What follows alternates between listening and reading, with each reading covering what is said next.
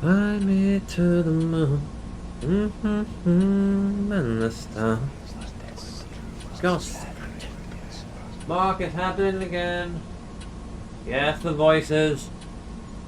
Like a fifth, sixth time now? For God's sakes. Yes, I've told the boss. Like last week. But guess what?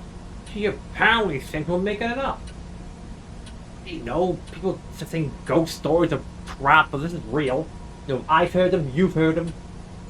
It's not even scary anymore, it's just a pain in the ass. Like, we're a security guy, you can't, you know, keep interrupting these fucking voices every 5 minutes. We have important work to do. Okay, yeah, right there. We don't see much action here, do we? I mean, what we got in? Fucking furniture, I guess, you know, chairs and tables. Hit the cameras? I might as well, I guess. Let's see. Right.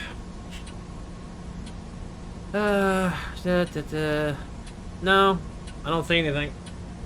Yeah, nothing. Like, no ghosts or goblins, no scary ghost child, no. Nothing, really, mate. Just chairs and tables and, I guess, dust of it.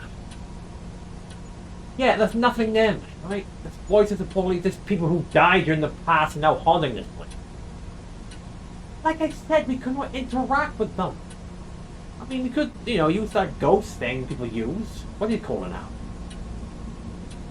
No, it's a microwave. Stop laughing. What's it called again? A scanner thing? Look, we just forget about them and focus on our job, okay?